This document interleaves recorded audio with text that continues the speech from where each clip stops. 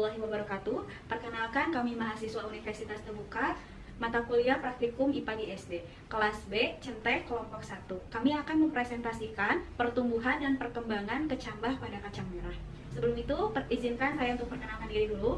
Nama saya Dahlia Syarifah Tumubari, rekan saya Nuraini Aziza, dan saya Rainda Dwina Fitri. Saya Widya Muhalasin. Saya Yani Kustiani. Mohon disimak ya teman-teman.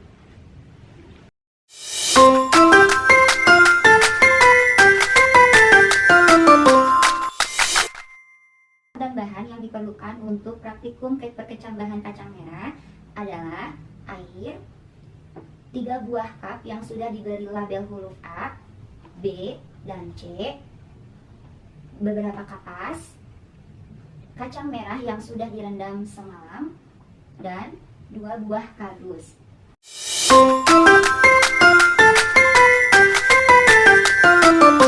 Selanjutnya yaitu adalah proses perkecambahan pada kacang merah. Di sini ada 3 cup A, B, dan C. Masing-masing cup, pertama-tama kita basahi dulu kapas, lalu dimasukkan setiap kapas yang sudah dibasahi ke dalam ketiga cup ini, lalu diberikan 5 butir kacang merah.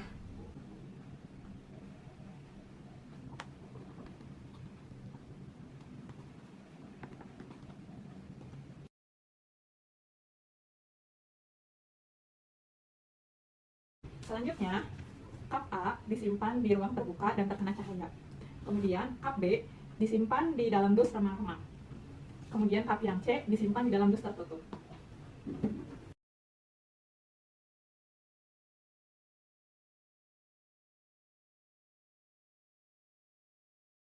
Kemudian, cup A disimpan di ruangan terbuka dan terkena cahaya.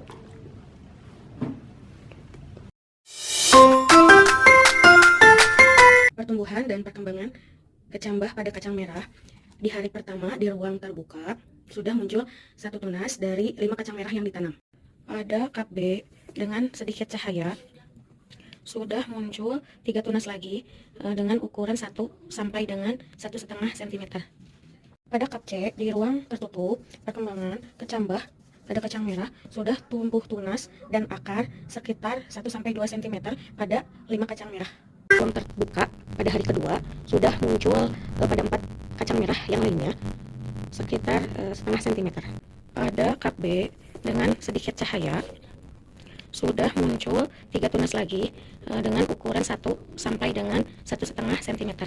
Pada cup C di ruang tertutup, perkembangan kecambah pada kacang merah sudah tumbuh tunas dan akar sekitar 1 sampai 2 cm pada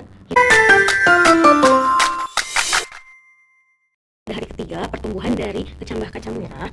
Terlihat bahwa 1 kacang merah sudah menunjukkan pertumbuhan dari batang yang semakin panjang dan akarnya yang semakin banyak, dan juga pada 4 kacang merah menunjukkan pertumbuhan pada batang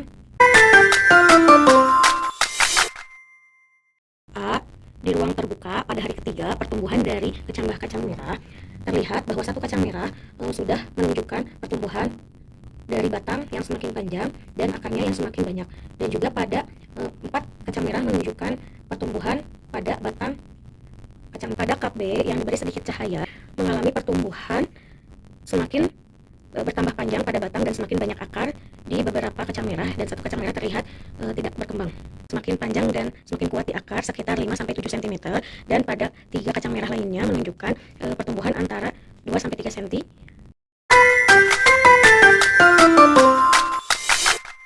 Dan perkembangan kacang merah pada cup A di hari keempat di ruang terbuka sudah mulai tumbuh bakal daun dan batang yang memanjang sekitar 7 cm. Cup B di ruang tertutup yang diberi sedikit cahaya.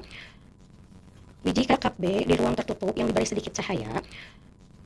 3 biji kacang merah mulai bertambah panjang pada batang dengan warna sedikit pucat. Pada cup C di ruang tertutup, pada kedua biji kacang merah sudah menunjukkan bakal daun dan memiliki batang yang panjang sekitar 15 cm dan 18 cm di hari keempat. Kemudian pada 3 kacang merah yang lain sekitar 4 sampai 5 cm.